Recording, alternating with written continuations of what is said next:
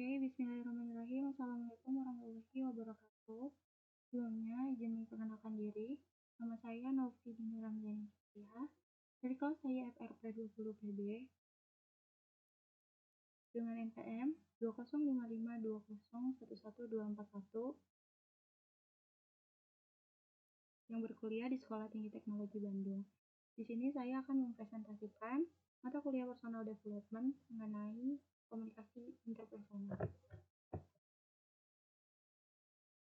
Baik, untuk komunikasi di sini sendiri ada komunikasi secara umum, komunikasi para ahli, atau secara bahasa, dan yang terakhir komunikasi kesimpulan. Komunikasi atau pengertian secara umum di mana proses penyampaian pesan atau informasi dari satu pihak kepada pihak lainnya sehingga pesan yang dimaksud dapat dipahami. Komunikasi juga dapat dilakukan secara lisan atau nonverbal. Selanjutnya di sini ada pengertian menurut bahasa. Dari sudut etimologi, menurut Rudonah dalam buku ilmu komunikasi, dibagi menjadi beberapa kata, diantaranya communicare yang berarti berpartisipasinya atau memberitahukan, communis officium berarti pendapat umum, satu Raymond dan S. Ross, yang dikutip oleh Deddy Mulyana dalam buku ilmu komunikasi suatu pengantar, mengemukakan bahwa komunikasi atau communication dalam bahasa Inggris berasal dari Latin. Komunis yang berarti membuat sama. Dari pengertian tersebut, dapat ditarik kesimpulan bahwa komunikasi adalah suatu penyampaian pesan yang bertujuan untuk membuat persepsi atau arti antara komunikator dan komunikan. Sedangkan secara terminologi, ada banyak ahli yang mencoba mendefinisikan diantaranya Hoffman, Janis, dan Kelly seperti yang dikemukakan oleh Forstdale bahwa komunikasi adalah proses individu mengirim stimulus yang biasanya dalam bentuk verbal untuk mengubah apakah laku orang lain seperti apa.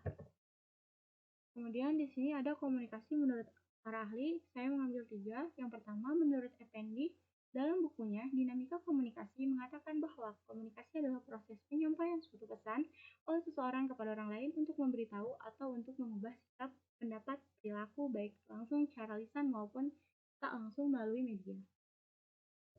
Terus yang kedua di sini ada menurut Raymond S. Ross dalam bukunya Psikologi Komunikasi Rahmat mendefinisikan komunis sebagai proses transaksional yang meliputi pemisahan dan pemilihan bersama landing secara kognitif begitu rupa sehingga membantu orang lain untuk mengalirkan dari pengalaman sendiri atau respon yang sama dengan yang dimaksud. Kemudian di sini ada yang ketiga menurut Effendi dalam bukunya yang berjudul Ilmu, Teori, dan Filsafat Komunikasi. Hakikat manusia sebenarnya adalah pikiran atau manusia yang dinyatakan itu adalah pikiran atau perasaan seseorang kepada orang lain dan menggunakan bahasa sebagai penyalur. Kemudian di sini kesimpulan bahwasanya komunikasi adalah proses penyampaian informasi, ide, dan makna dari satu pihak ke pihak lain. Komunikasi terjadi secara verbal atau verbal dengan menggunakan tanda, simbol, dan konvensi simbolik yang saling dipahami, di mana melibatkan pertukaran makna antara dua orang atau lebih melalui perilaku verbal dan non-verbal. Komunikasi pada hakikatnya juga merupakan proses penyampaian informasi, makna, dan pemahaman dari satu entitas ke entitas orang atau tempat lain. Komunikasi melibatkan pengiriman, penerimaan, dan respon pesan oleh kalimat. Kemudian di sini selanjutnya ada interpersonal. Pengertian secara umum, interpersonal atau komunikasi antarpersonal adalah percakapan yang dilakukan oleh minimal 2 orang dalam rangka bertukar pikiran maupun gagasan. Biasanya juga ada yang berperan sebagai pembicara, yang lainnya menjadi lawan bicara. Terus di sini ada interpersonal menurut bahasa, di mana komunikasi interpersonal merupakan komunikasi yang terjadi dengan melakukan pertukaran ide dan informasi antara 2 orang atau lebih melalui berbagai media.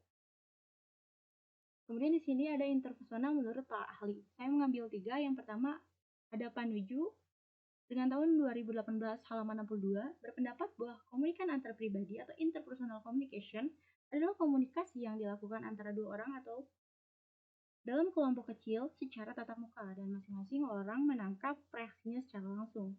Kemudian di sini yang kedua ada Haryanto tahun 2021 di bukunya halaman 72 dengan menjelaskan bahwa bentuk khusus dari komunikasi antara pribadi atau interpersonal ini adalah komunikasi diadik yang melibatkan hanya 2 orang secara tatap muka, yang memungkinkan setiap pesertanya menangkap reaksi orang lain secara langsung baik secara verbal ataupun non-verbal, seperti suami istri, 2 sejawat, 2 sahabat dekat, seorang guru dengan seorang muridnya, ataupun sebagainya.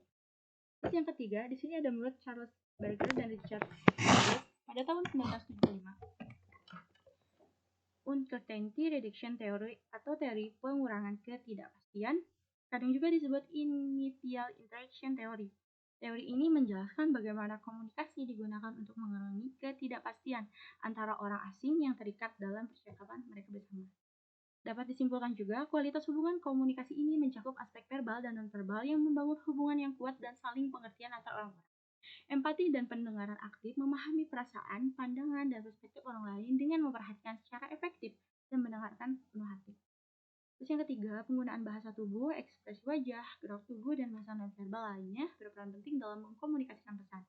Terus yang terakhir, keempat, pengaruh persepsi. Cara orang melihat diri mereka sendiri dan orang lain dapat mempengaruhi cara mereka berkomunikasi. Kesimpulan selanjutnya, keterbukaan dan kesabaran menerima ide perasaan dan pandangan yang berbeda dengan keterbukaan hati dan kesabaran.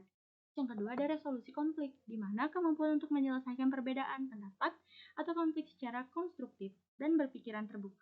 Kemudian yang ketiga ada feedback yang efektif, di mana memberikan dan menerima umpan balik dengan cara yang jelas, objektif, dan membangun.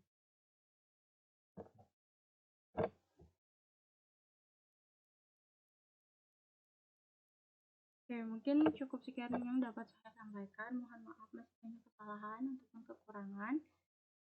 Selebihnya saya ucapkan terima kasih atas perhatiannya. Assalamualaikum warahmatullahi wabarakatuh.